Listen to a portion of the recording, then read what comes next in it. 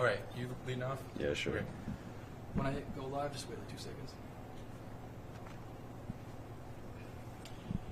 It doesn't get to be March Madness until you have Selection Sunday. Welcome to a live edition of Eye on the Hawks as we react to both the NCAA tournament bracket on the women's side, but also the men's NIT bracket just revealed in the last 50 seconds, maybe 120 seconds, somewhere in there. Mitch Fick, Owen, Siebring, Mike Howell here inside the Carver Hawkeye Arena. The lights are off. This is kind of eerie, but it's a nice little environment here as we get the reaction to something that we haven't talked about in Iowa City since 1992.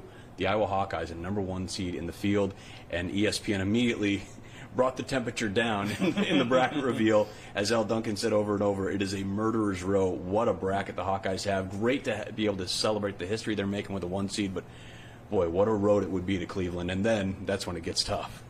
There's going to be a lot of phone looking on this podcast. I mean, we've been working on getting stuff into the show. We don't have it memorized yet. Yeah, so, frankly, as much as they do have a tough road to the Final Four, I'm not necessarily as worried about it as maybe some people are, just because I feel like there's a lot of great teams in there, but they're all going to knock each other out on the bottom half of the bracket. They're going to have an incredibly tough Elite Eight matchup if they were to make it to that point.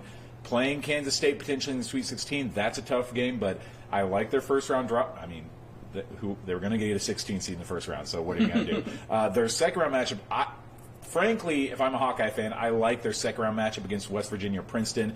There were a lot of people saying that could either be Creighton or Iowa State they might have to play in the second round. So as much as both of those teams are going to present their own unique challenges, I think you're happy with some of the teams that stayed out of your way in that 8-9 matchup for the second round. Yeah, and Mitch, there's already some bulletin board material for that second round. There's a video out there of West Virginia's head coach essentially saying, let's go win one and then send Caitlin Clark packing, which is a bold statement to say when you're going to Caitlin Clark's house and she's Caitlin Clark, as far as we can still tell. But yeah, I mean, hey, confidence in March.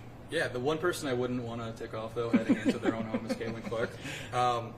It's crazy how much, I think, I was sitting at the media table, and just every name that was in this bracket is a team that Iowa played last year. There's some tie. LSU, they lost to in the national title game. Louisville, they beat last year. Colorado, they beat last year in the tournament. Drake, they beat this year. An in-state rival. And they beat them 2 years ago in the tournament. Or, right? 2 years ago they beat Drake in the... I don't recall. First or second? I can't remember that either. Creighton, who beat them 2 years ago in Caitlin's sophomore year, upset them here at Carver. They were a 10 seed. They also beat them in 17-18, upset them as an 11 seed, 6 seed. And UCLA, obviously, they haven't played. That's one of the teams but that's a tough team to face. That's just going to be such a wild. I mean, assuming that we all just kind of have to talk about these seeds, assuming that chalk holds throughout the tournament, which did not happen last year to Iowa's great benefit. But as we talk about the road to the rest of the tournament, that's kind of how we have to approach things, is what if the higher seed wins?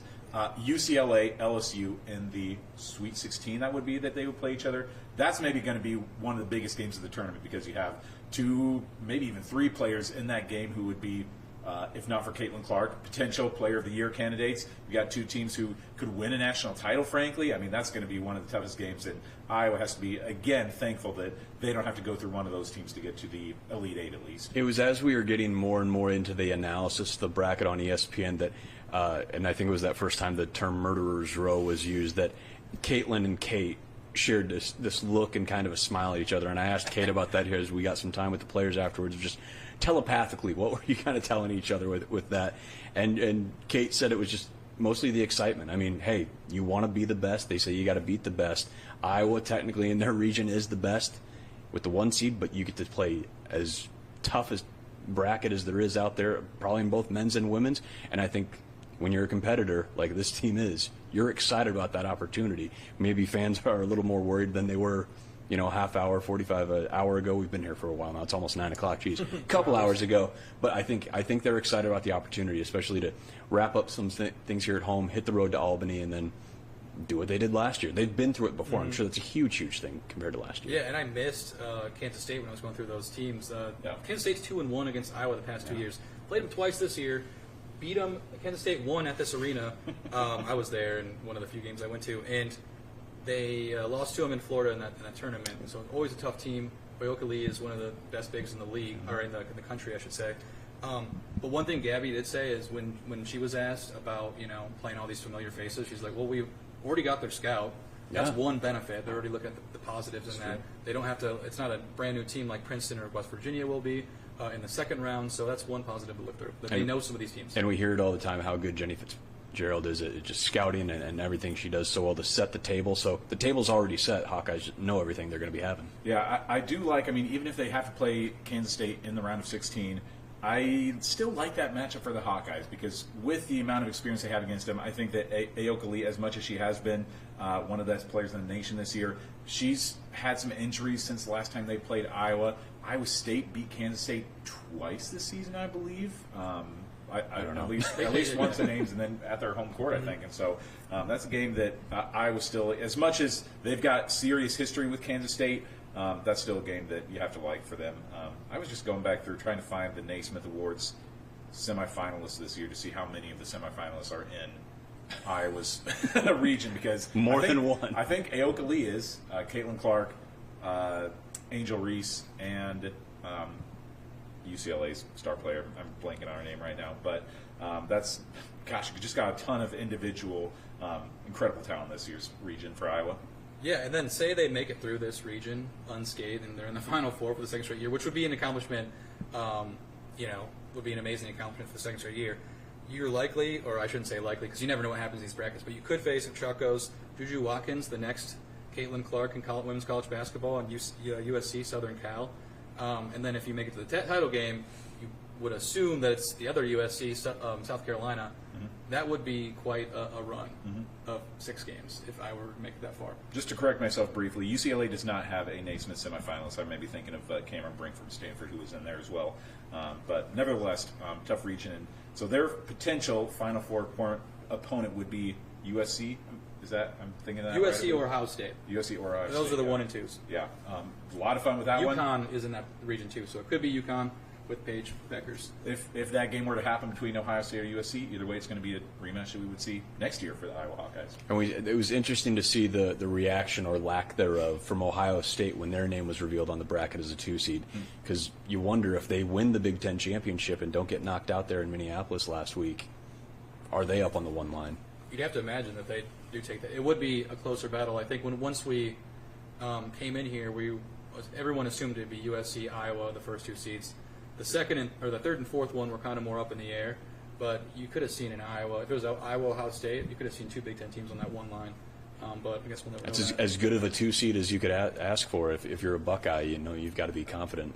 Am I giving away too much? I don't know if we want to save these kind of predictions for a future podcast, but again, just looking at the initial region that the Hawkeyes have in front of them, where do we see Iowa's season ending for you two guys who've been around this program for a long time, who follow them closely, who are fans, self-admittedly? What do you see this team's obviously their ceiling is a national championship. I think we could agree on that. But where do you realistically see their season ending right now? I'd say their floor, they could definitely lose again to Kansas State. They already did this year. Yeah. I'm not predicting that. But the Sweet 16, they could bow out. I think they make it to the Sweet 16. I think I'd be pretty shocked if West Virginia or Princeton beat them. But it's going to be tough to get there. These one-off games, these playoff basketball, NCAA tournament, it's have one bad shooting night and your season's over. So I think Sweet 16 would be like the lowest that they could bow out. Would that be a disappointing season? Obviously, because you made the national title game last year, but there's still a lot of solid teams that they're going to have to play. I think Florida's Sweet 16, the ceiling is winning the whole thing. And what a ride that would be. I think the fact that they've been through that ride before, going to Dallas last year, does wonders. We do have an update on Molly Davis. Lisa Bluter said she is still limping. She doesn't have crutches, I believe she said. But she said she's not as far along as we were hoping. So her status is still up in the air for this. But I think the fact that you've gone through the Big Ten tournament without Molly Davis. Caitlin, by her own incredible standards, didn't have the best shooting stretch there for good chunks of the tournament in Minneapolis, but you've developed. Sydney came out and shined. Kate got going. Taylor McCabe, when she got in, made a lot of great shots. I think the fact that you had less than stellar shooting from the greatest shooter we've seen, whenever you want to fill in the blank, and losing Molly Davis, and you've already made it through a pretty tough stretch there, and it came back on a Nebraska team. You're down 8 2.5 minutes left. I think that helps them, the fact that they've weathered these storms already, to be able to go out and face some tough competition that they already have some familiarity with. I think that does set them up for possibly more success as they get more in sync, and as hopefully Molly Davis gets healthy enough to get back in there. And it's a Nebraska team that, what did they just draw? Did they draw a 6 seed, 7 seed? 6 seed. I mean, that is a Nebraska team that nobody wants to play right now. I'm telling you, the Huskers could go out and win at least a couple games out there. They're potential Sweet 16 team, I would say, out of the Big Ten.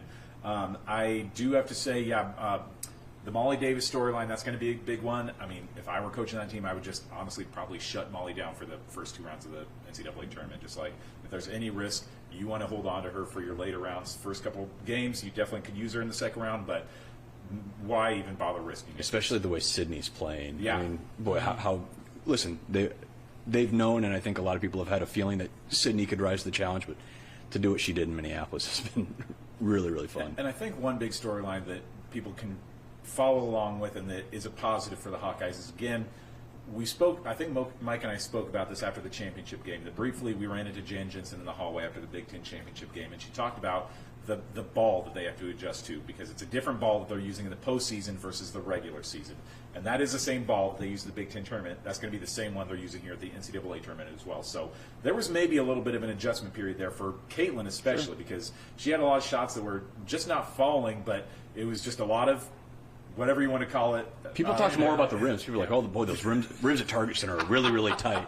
Turns out maybe it was the other apparatus. The ball certainly could have played a part in that as well. So I think the more familiarity that Caitlin's gotten with that, I mean, even in the second half against Nebraska, she went, 5 of 7 or 5 of 8 or something on three-pointers. Yeah. So she's warmed up to things, and I think that I just really look forward to seeing her in these last couple of home games, because not that she's necessarily been holding anything back, but I feel like especially in that second-round game, she would want to deliver one hell of a performance in front of Hawkeye fans in her final game at Carver Hawkeye Arena. And we do know those games will be Saturday, and then Monday. Okay. So on a school night, folks, you're going to need to pack Carver Hawkeye one last time for Caitlin and that senior class. We don't have times yet, tip-off times, but then we do know at least the days there. Anybody know anything about their first-round potential opponent? We've got I do not have the scout on Holy Cross, or UT Martin.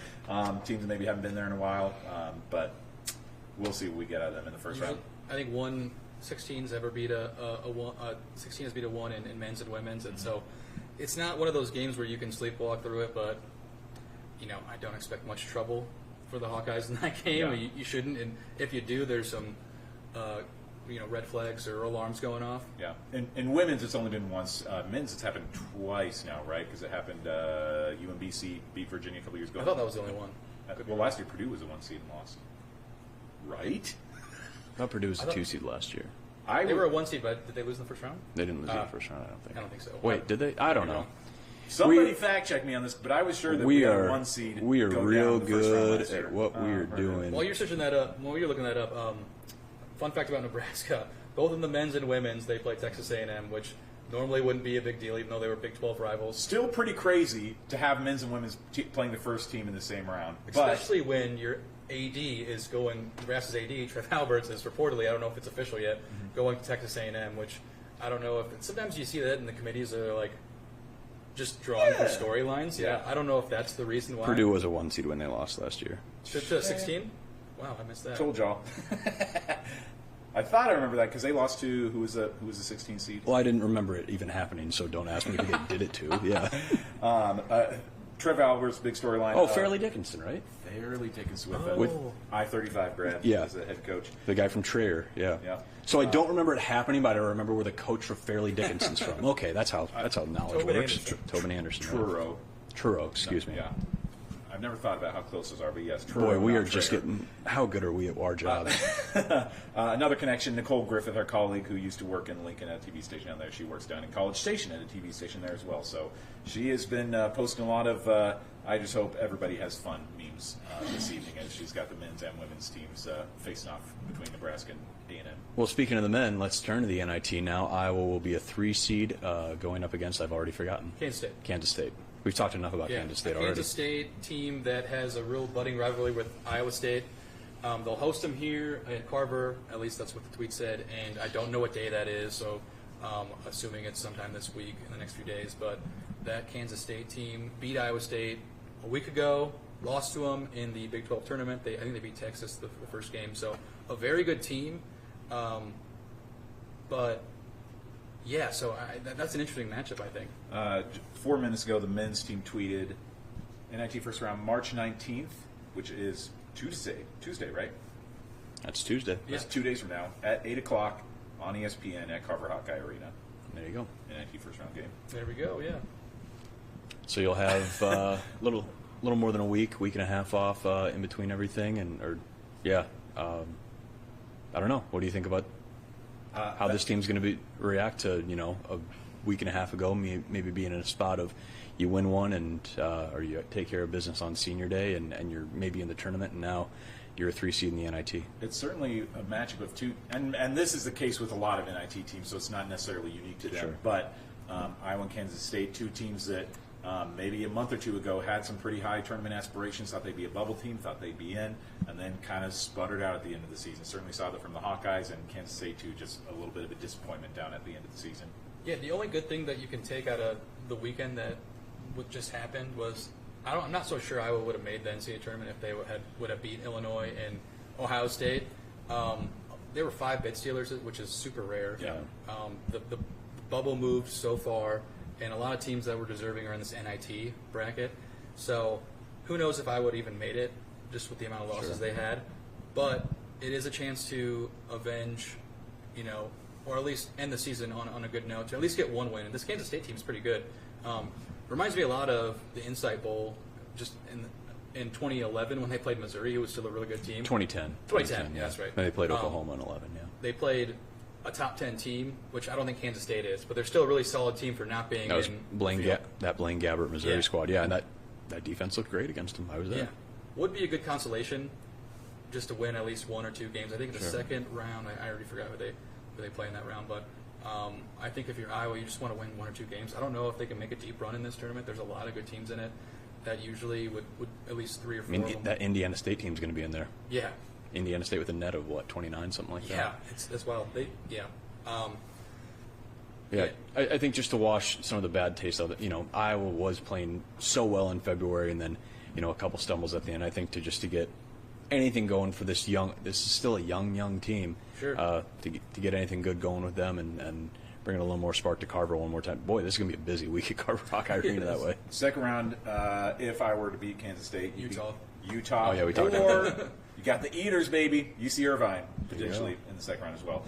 I always maintain that the NIT bracket is harder to fill out than the NCAA tournament bracket just because it's so similar to the lesser bowl games where it's like there's just a lot of teams that are not happy to be there that just are playing it to have a few more games on their schedule at the end of the season. I'm not saying that's the case with Iowa, but that is the case with a lot of NIT teams. And so a 1 seed, some of those best teams that we see in the tournament are going to be losing in the first round just because they're not really motivated to get anywhere. But you have those lower seeded teams that are just like really having a blast getting a chance to play some postseason basketball like Iowa was, 13 years ago? Was that when they made the NIT run? This place was packed for Dayton. They were a 7 seed that round. Yeah, that's right. Because Dayton couldn't host because they had the first 4 in Dayton. That's right. The one thing I'll note, too, with the teams that I was mentioning, these good teams, St. Joe's, people thought they were going to get an at-large bid. They were playing at a 1 seed Seton Hall. Like some bracketologies had both those teams in, and they're playing in the first round. So that's on the other side of the bracket, though. So Iowa wouldn't play one of those 2 teams until if they made it to if it's still at Madison Square Garden. How many people do we see fill this arena for UT Martin versus Holy Cross? Oh, it's full. Yeah, it'll be full. Yeah, okay. Does Caitlin still play?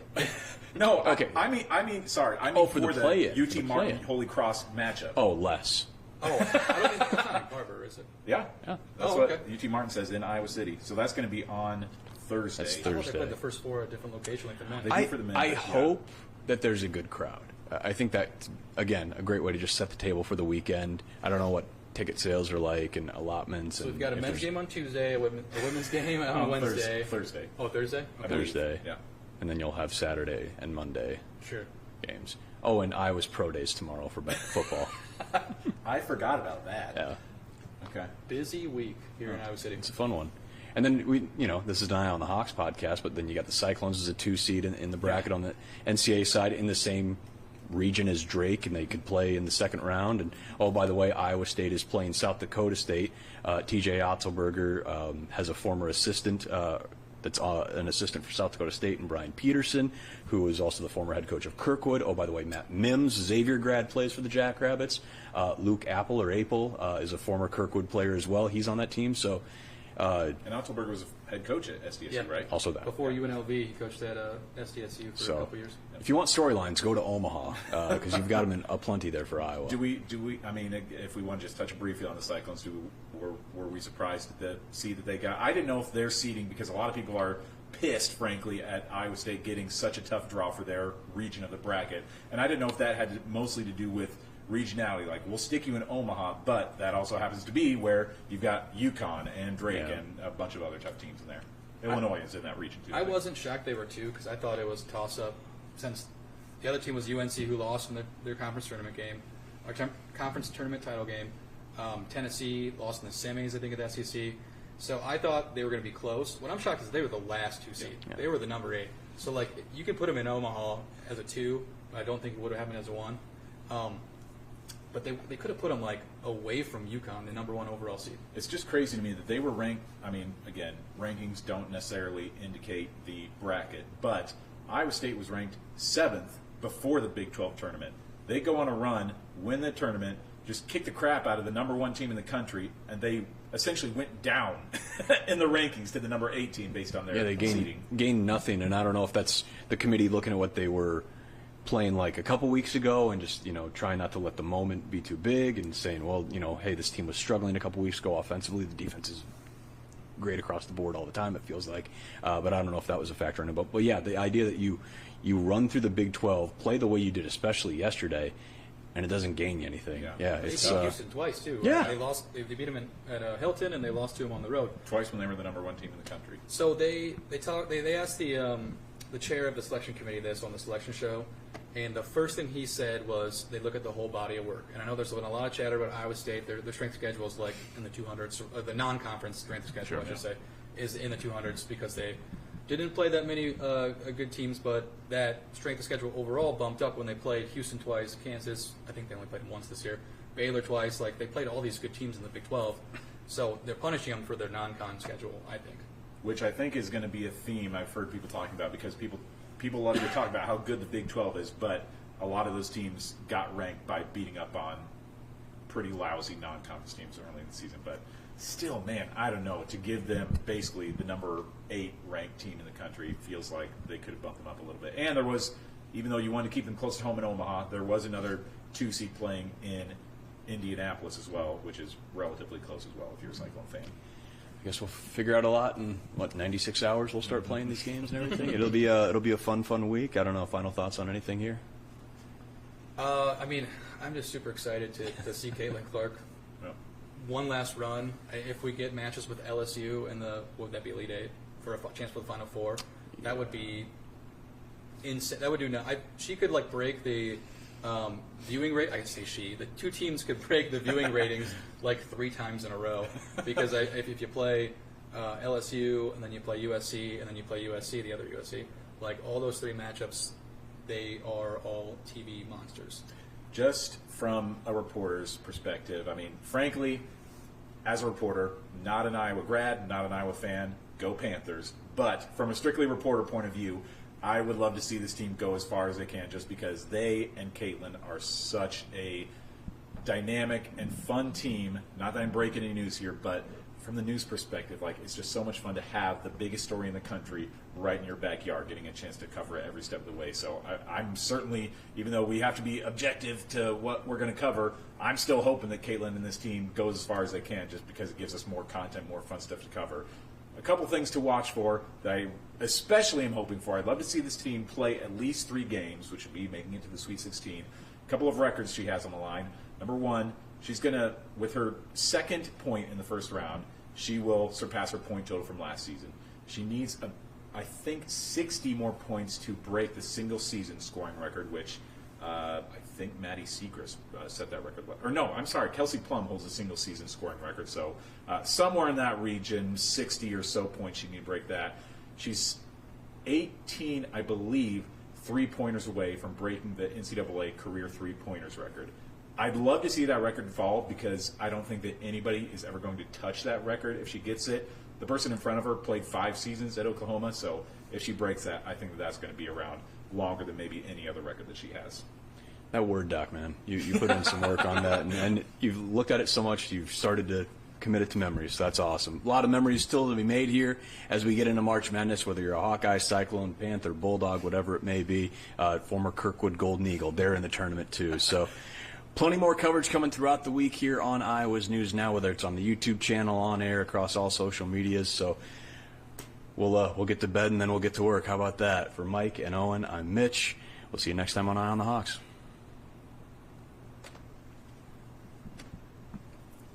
Can I lean out of camera? Nothing really to cover.